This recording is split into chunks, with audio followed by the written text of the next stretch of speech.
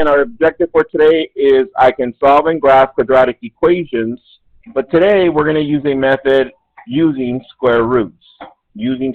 So make sure you write on your objective, I can solve quadratic equations, solve and graph quadratic equations using square roots. If you didn't write that in there. I'm going to use using square roots. Okay? So this is another method of solving quadratic equations. We already have 3 down, right? We did it by factoring. We did it by completing the square. We did it by using the quadratic formula. Now this is the 4th one. All right, example number 1. Oh, and by the way, check this out. We don't need the Freire model because we know what quadratic equations are. We already covered this, right? Now check out the steps. If we look up, these steps that I'm going to show you are for tomorrow's lesson. You don't need to write these down. So make sure tomorrow you are here. It's imperative. Look at the steps. Very elaborate and rigorous. So make sure you're here. That's why today I'm only going to focus on step 5. This one. So I want you to copy step 5. Here we go. Step 5 says, solve the equation and identify the zeros, which are my roots, or my x-intercepts. We know that, right? And how do we do that? Step 1, isolate the variable. Step 2, solve using inverse operations. And the reason that you need to be here tomorrow, because look at step 5, that's only one step, and it requires a lot of things. You'll see that today. But that's only one step out of the 7 steps that we're going to do tomorrow. So make sure you stay focused.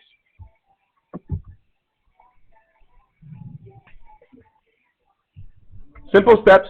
So here we go. Copy this this example down, please. Example 1A says solve using square roots. Check your answer. It's x squared minus 169 equals y. Okay. All right. Pens down. Eyes up here. I'm going to go through the steps. Let's see. And as we had covered before, in order to solve a quadratic equation, the very first thing we need to do is change y to 0. That becomes x squared minus 169. Just pay attention. At that point, the step said isolate the variable. What does that mean? To leave the variable by itself. Therefore, I need to get rid of negative 169 by doing add 169, add 169. We're left with x squared equals 169. Inverse operations, which is, what is the inverse of a square? Square root. Square root. X equals plus minus 13. Copy that, please. All right, that's it. Now we have to check. Let's check this. Here we go. I'm going to go ahead and do the check down here. Check. I'm going to write this one right here. X squared minus 169 equals 0. But instead of x, I'm going to substitute one of the roots. We have 2 roots here. Do you see them? It's a positive 13 and a negative 13. Which one do you like to substitute in there? Negative 13? Okay. Negative 13. So if we're squaring it, what is negative times a negative? Positive. What is 13 times 13? 169 minus 169. So that equals 0. Is 0 equal to 0? Yes. And that's how you check. Now, just to get you to see what I'm seeing, let's graph it right next to it so you guys can have the graph at least. Here it goes.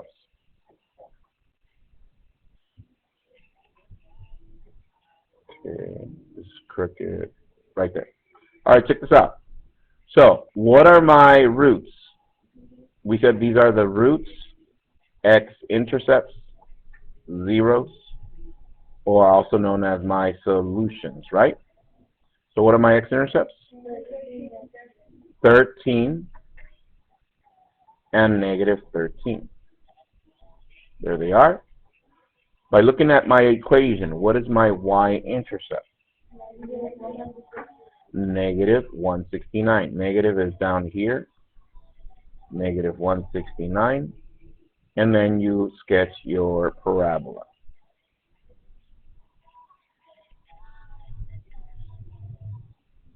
Arrows at the end, and we're done. Fairly simple? Yeah, right? Okay. So, do this next one by yourself, since, do you see that it's one of the simplest forms to solve quadratics? You just use inverse operations. At the end, you get your roots. Here we go. Copy this one down, please. Example 1b. It said solve using square roots. X squared minus 49 equals y. Go. Oh, and by the way, this one does not say to check. I just want you to solve it.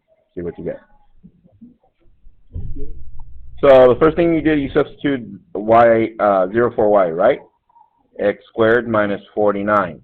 From there, isolate the variable. That means we add 49 to each side. X squared equals 49. Use inverse operations to cancel the squared. We'll cancel it. A square root, x equals plus minus 7. And if you got that. Okay, let's do another one. Example 1, low cap A, or if you want to just call this 1C, or if you're on number 3, that's fine. And it says solve and check. This one do by yourself. This one you're going to solve and you're going to check. Okay, go. This is x squared minus 121 equals y.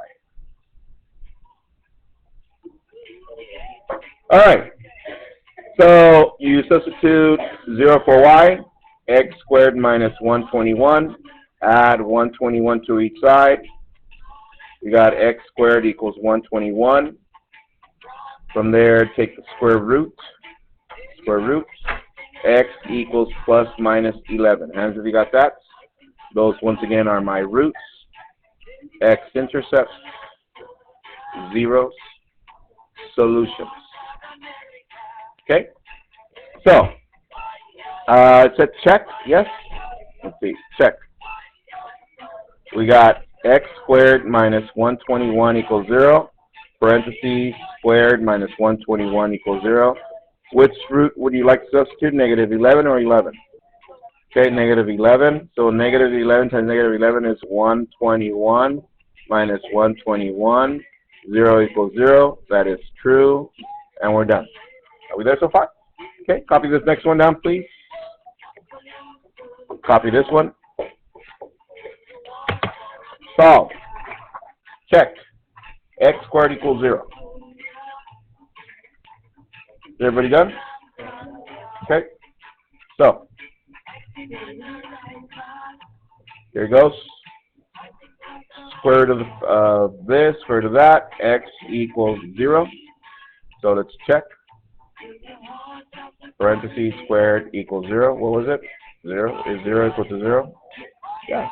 Okay. I just wanted to make sure that you understand that it's not a no solution. It is a solution. What is a solution? 0. Let's find out. What does that mean? This is a root. Let's graph that so you can understand what we mean.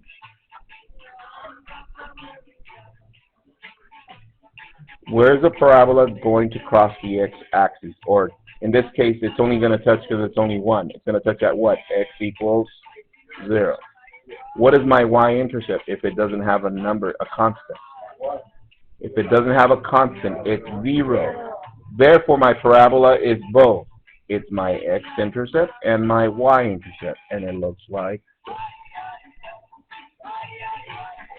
It just touches at one spot. Yes?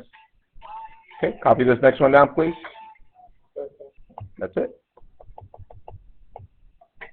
Copy this one. X squared plus 16 equals y.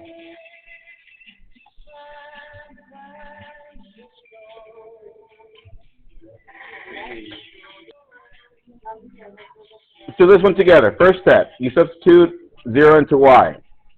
That becomes x squared plus 16. Step 2, Isolate the variable. That means we need to get rid of the plus 16, so I subtract 16, subtract 16. X squared equals negative 16. Next, I take the square root to cancel this, square root of that. But what do we know about this? There are no negative square roots. There's no such thing, no solution. So this is no solution. So what does no solution mean? That we don't have any x-intercepts. However, if I was to graph this, there is a such graph. What are you saying? But you're saying there's no solution. Yeah, what I'm saying is it doesn't have any x-intercepts. But it can be graphed. So let me show you the graph for those of you that still don't picture it. Here we go. Let's graph this together. Here it is. All right. So according to what I got, there are no x-intercepts. That means I don't have any points here on my x-axis, right? But do we have a y-intercept? What is that? Positive 16, which is right here. That means my happy face is going to cross through there. Here it is. And we're done. Boom. It's similar to 0, but notice on 0, let me show you the previous one. Notice on 0, it did touch the x-axis, didn't it? Watch. Let me go back to that one. Look at this one. Isn't it touching the x-axis? That's why there's only one root on that one. Let me go to the previous one that we graphed. Let's see. Look at this one. How many roots did we get? A positive and a negative. That's where we have 2 roots. Did you see that? Isn't that cool? You're like, yeah. So therefore, if it has no solutions, therefore this parabola does not touch or intersect the x-axis, but there is a y-intercept. Yes. All right, so check this out. Yes. 16 would be in the minimum. And the other question, if this was a negative 16, will it be here? Yes. However, if it was a negative 16, that means we would have 2 x's, right? Because it has to cross through here. However, also, check this out. When the leading coefficient of this quadratic is a negative, this becomes this.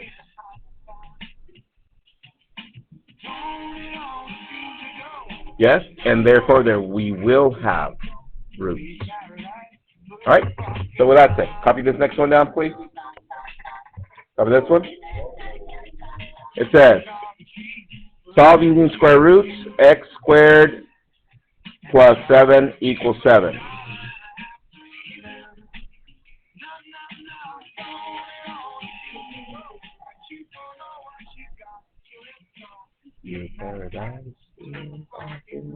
All right, here we go. Let's do this one together.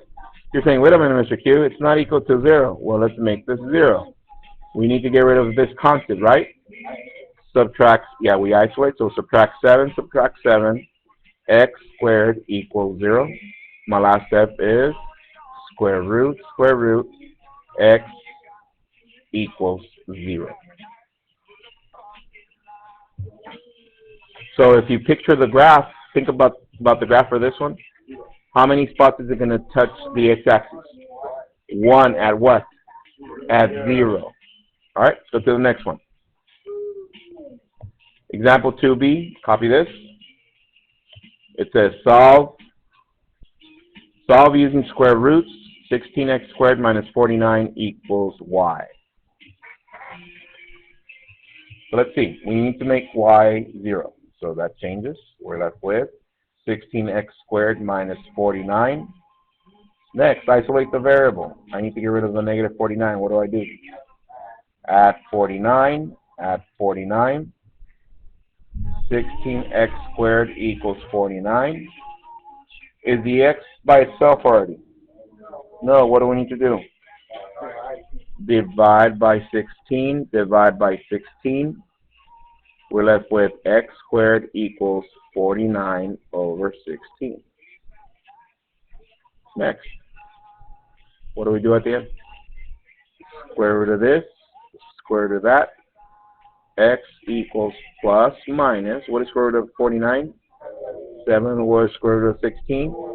4, and if we change that into a decimal, x equals plus minus 1.75. So it could be either or. These are my roots, x-intercepts, zeros, or my solutions. Yes.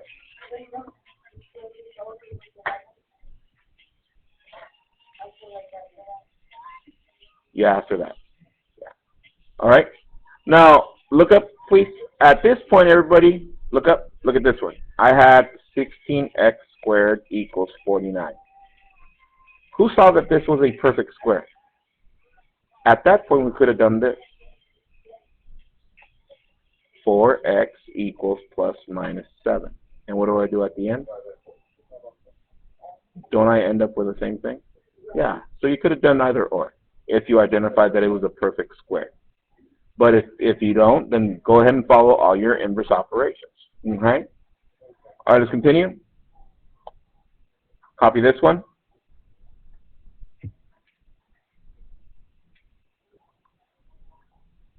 It says 100x squared plus 49 equals 0. They're saying, wait a minute. Who identified, hands up, that there is no solution?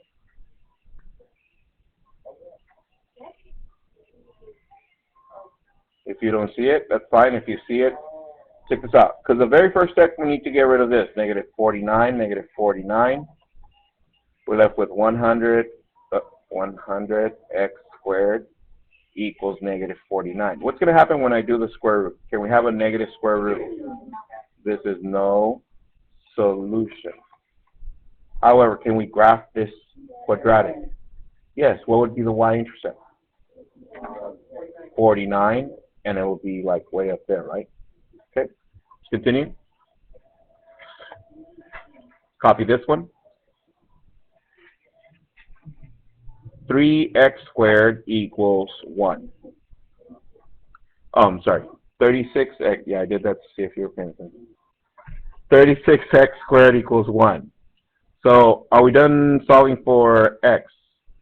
What do I do? Divide by 36. Divide by 36. X squared equals 1 over 36.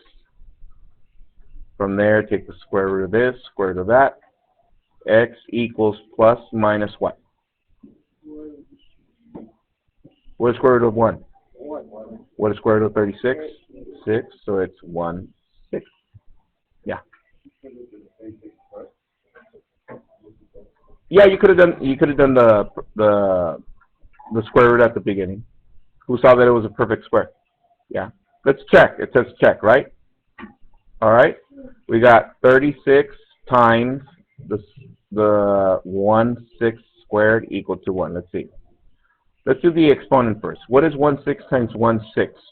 1 times 1 is 1. 6 times 6 is 36.